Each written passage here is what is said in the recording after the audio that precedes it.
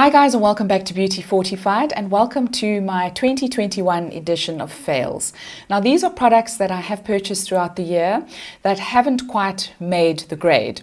So when I purchase things and they don't work out the first couple of times, I always put them to one side with a view to coming back to them and maybe trying them with different products to try and make them work. So I will always give a product the benefit of the doubt, because after all, I have spent my hard-earned money on these items, and nothing disappoints me more than a skincare or makeup product that just hasn't worked out.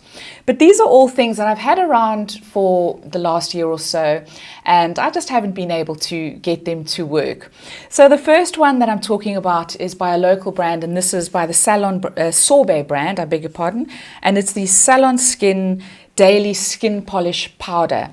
And this is a micro exfoliant. It contains salicylic acid and rice powder. And when I purchased it, I wanted it to be a dupe of the Dermalogica enzymatic polishing powder, which is a stretch because this was a fraction of the price, but I kind of envisaged it as doing something similar. I have used this many times, and it just wasn't one that blew me away. I could just never really get to grips with it. It just didn't kind of feel like it was doing anything to my skin. So I've held on to it, and I do use it on my body as an exfoliator, and I am going to use it until it's finished up. But this did not work for me on my face, and I was really disappointed in that. The second product is also by a local brand, Hey Gorgeous it's called, and it's their Vitamin C Serum.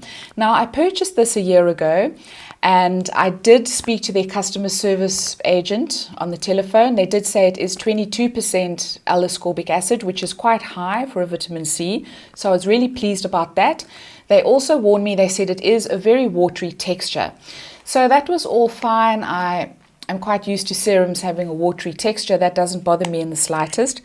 But I have to say, I just found that this did absolutely nothing. If you've used this product, let me know. I think it has got quite a large cult following, but I just really couldn't come to terms with it. So it definitely has a very watery texture. It's run right off my hand. So you do apply it like a man would apply aftershave, I imagine. You just put it into the palm of your hand, pat it all over your skin. So that I didn't have a problem with. The problem I had with it is that it didn't taste like vitamin C, it didn't smell like vitamin C, and it just didn't act like vitamin C. Now I've had this for a year, and any vitamin C worth its salt will oxidize, and that is one of the downsides of L-ascorbic acid. Even if you keep it in the fridge, it is going to oxidize after a while. And after a year, this has still not oxidized. It was a clear liquid. It has gone slightly yellow, but I'm just not convinced about this product. So I haven't even found another purpose for this. I haven't even used it on my décolleté because I just don't believe in it. So if anyone has used this out there, please let me know. Please prove me wrong. But this was one which I just could not get to grips with. A couple of blushes that I've purchased this year, also by local brands. This one is by the Sorbet brand. It's part of their makeup range. And this is called Fiesta Flash. And it comes in a dinky little container. It also has a mirror on the end, which is quite handy. And when you open it, it has a stamp. So the blush is all on there, and you just stamp it onto your skin. And then it does have product down below as well. And I just found the color was really too orange. It was just off. And the application, it didn't really blend out smoothly. And there really wasn't a lot that I could do to make this work. So I was really disappointed. I loved the idea of this as a portable blush just to pop in your handbag to do touch-ups, but never really became friends with it. So unfortunately, I have to say goodbye to it. So that's the Sorbet blush in Fiesta Flash. Another local brand I purchased is the W Beauty. That's the Woolies brand. And this is the cream blush stick. And I purchased it in the color Rosebud. It comes in a container like this, a stick blush. On the one end, it does have a little applicator, which is really quite useless. And then on the other side, you've got the blush stick. And this was a really pretty color. I didn't sample this in store. I just bought this online.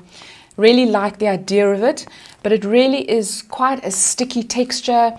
It feels quite waxy. It's like putting wax crayon on your face. And it took quite a bit of blending to get it to work. So I just haven't bonded with this one either. And that's a real shame. It wasn't cheap, but that's the W Beauty blush stick in Rosebud.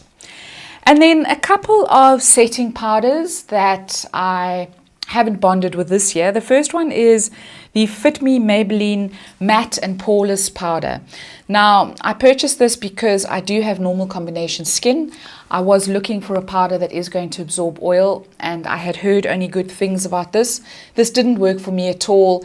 It didn't mattify in the least, so unfortunately this was a fail.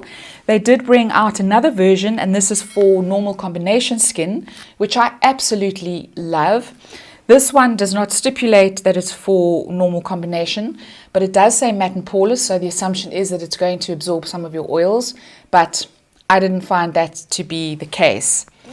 Another powder that I purchased from Capricious, this is the Paulus Perfection powder. I did do a video on this, and the first couple of uses I really enjoyed this. It comes in a compact, it has a little mirror, and it's kind of a banana colored powder. And I have bought something similar from Essence, and this is a kind of brightening powder because it is that sort of banana shade. And again, they said that Poreless Perfection, well, I thought it's going to be something that's going to minimize my pores, but unfortunately it's just no good. It also says here that it's silicone free and that this shade is a universal shade, but didn't have much luck with this at all. So that's the Catrice Poreless Perfection powder. Another product that I purchased from Catrice is the Cocoa eyeshadow palette. I really enjoyed the look of this. It has got some rosy brown nudes in it, and I hadn't tried one of their eyeshadow palettes before, so I gave this one a go. I found these really powdery. They were quite difficult to apply. They didn't have very good pigmentation, and they didn't really have good staying power. So was really disappointed in that one. Then a concealer that I purchased this year. This is the MAC 24 Hour Studio Fix Concealer. I bought this for under my eyes, went in store. The sales assistant tried it out. She picked a shade for me. It looked fine on first application, but when I got it home, I really struggled with it. It does turn a little bit cakey, and it does crease under my eyes as well. So unfortunately, that was a fail. A mascara that I have here, and I don't have a full sample, a full size. This is a sample that I got from Clarins. It's the new Wonder Perfect mascara in 4D. I find that this really didn't work for me. I do find that Clarins mascaras do tend to smudge a little bit on my eyes. Granted, this is probably not the actual size brush that you get with the product. I imagine it's a slightly smaller brush, but it wasn't the application I had an issue with.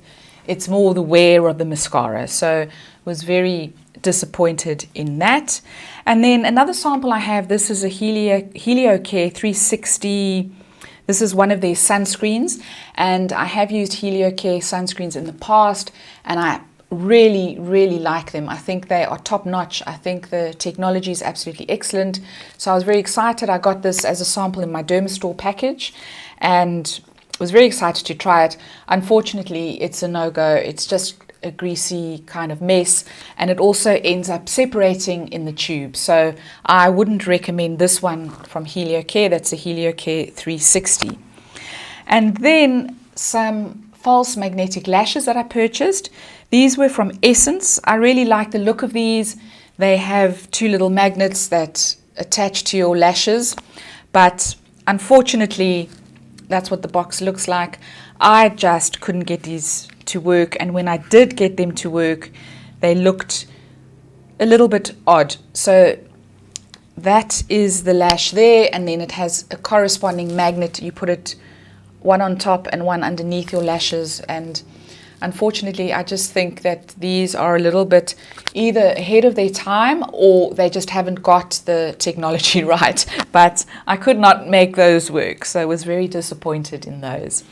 And then finally, the last product that I have is a Catrice Brow Pro Micro Pen.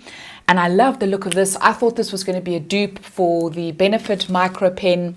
It comes with a brush with little, it's a tiny paintbrush, I guess you could describe it as. And you're supposed to just pull it through your brows and the pigment comes out and it gives you a very airbrushed, natural looking brow effect. But unfortunately, the pigment in here, the ink, dried up very quickly. I don't think I've even used this once. So I couldn't get this to work, couldn't get anything out of that. So unfortunately, that was a fail. And so guys, those are my fails for 2021. I think I managed to get off quite lightly this year. Let me know what your fails are. Let me know what you've spent your hard-earned money on, which has just really disappointed you. I'd love to hear from you. Please leave your comments down below. I'm going to put a link to my favorites video up here. If you want to take a look at that, please do so. If you enjoyed this video, please give it a thumbs up. Don't forget to subscribe, and I will see you next time. Ciao, ciao.